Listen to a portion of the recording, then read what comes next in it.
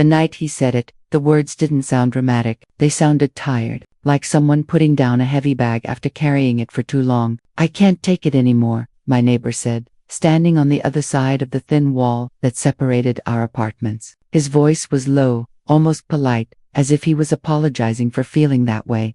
I didn't answer right away. I was sitting on the floor with my back against the couch, lights off, phone in my hand but forgotten. When someone says something like that, you feel it before you understand it. It pressed against my chest and made it hard to breathe. "Please stay with me till the end, because what happened after that night changed how I see silence, people, and myself." He had moved in 3 months earlier. I remember because the hallway smelled like fresh paint and cardboard that day. He carried his own boxers, one by one, never asking for help. He nodded when he saw me, a small nod, careful and distant. From that moment on, he became part of my life without ever really being in it. Every morning, I heard his door open at the same time as mine. Our steps lined up on the stairs, but we never walked together. He always stayed half a step behind, like he didn't want to disturb my space. Some days he looked fine. Some days his shoulders sagged like they were holding a secret too heavy for one body. But night, the walls spoke for him. I heard him pacing, slow circles across his living room. I heard cupboards open and close, sometimes too hard. I heard the TV on low volume, not really watched, just there to fill the quiet. Once, very late, I heard him crying, not loud sobs, just broken breaths, like he was trying not to exist for a few minutes. I told myself not to interfere. Everyone has their own life. Everyone has pain. But pain has a way of leaking through walls, even when you pretend not to hear it.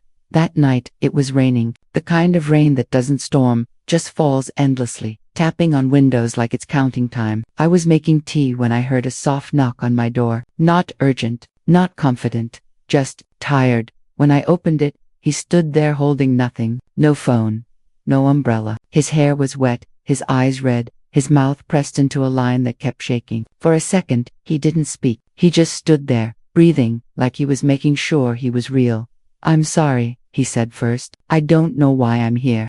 I stepped aside without thinking. Some instincts are faster than fear. He came in slowly, like he was entering a stranger's memory. He sat on the edge of the chair instead of the couch, hands on his knees, fingers locked together so tight they were white. That's when he said it. "I can't take it anymore." The room felt smaller after that, like those words took up space. I asked him if he wanted water. He nodded. I handed him a glass, and he held it, but didn't drink. His eyes stayed on the floor. "It's not one thing," he said. "That would be easier." He started talking in pieces. Not a clean story. A job he lost without warning. Mornings where getting out of bed felt like lifting concrete. Messages left unread. Calls that stopped coming. A relationship that ended quietly, without shouting, which somehow hurt more. She said she still cared, he whispered, but not enough to stay.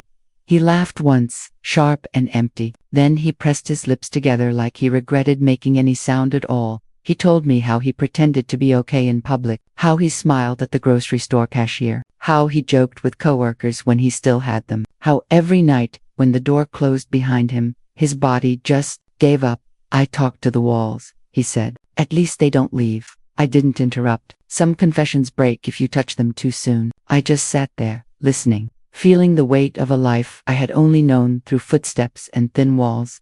He told me about his childhood home, where shouting was normal and silence was punishment, about learning early that needing too much love made people uncomfortable, about how he became good at being low maintenance, invisible, easy to forget.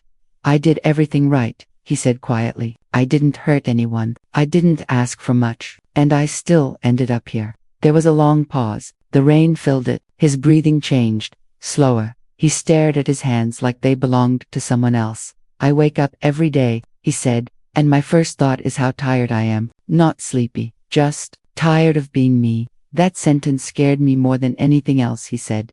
I asked him if he was safe. The question felt clumsy, but necessary. He didn't answer right away. He looked at me then, really looked, like he was deciding whether to lie. "I don't want to die," he said. "I just don't know how to keep living like this." Something cracked inside my chest, because that feeling is a quiet one. It doesn't scream. It just sits there, waiting. We stayed like that for a long time. No advice, no fixing, just two people breathing in the same space. At some point, He finally drank the water. His hands were shaking less. Before he left, he stood by the door and hesitated. "Thank you for letting me exist in here for a bit," he said. After that night, things changed. Not in a movie way. Not instantly better, but different. We started walking down the stairs together in the mornings, sometimes in silence, sometimes with small comments about the weather. He waved now, instead of nodding. Once, he smiled. A real one, slow and unsure. But pain doesn't disappear just because it's seen. Some nights, I still heard him pacing. Some nights, the crying came back. And some nights, I knocked on his door first. One evening, weeks later, his apartment was dark, too dark for the time. I knocked. No answer. I knocked again, heart racing. After a long moment, the door opened. He looked worse than I had ever seen him. Eyes hollow, face unshaven. "I didn't think anyone would notice if I stayed in today," he said. We sat on his floor that time. He told me he felt like a burden, like every breath was borrowed, like the world would be quieter without him in it. I told him something I had never told anyone, about my own nights on the floor, about pretending strength until it felt like a lie glued to my face, about how loneliness can exist even when people are around you. He listened the way people listen, when they finally feel less alone. He didn't magically heal, neither did I, but slowly, he started opening his curtains again. He cooked real meals instead of eating crackers in the dark. He started therapy, even though, he said, it scared him. One morning, I didn't hear his door. Panic hit me before logic. I texted him, no reply. I knocked, no answer. I was already reaching for my phone to call for help when the door opened. He stood there, holding keys, shoes on. "I went for a walk," he said, "just to see if the world was still there." I laughed, then cried, then apologized for crying. He smiled softly. "I'm still tired," he said, "but maybe not done."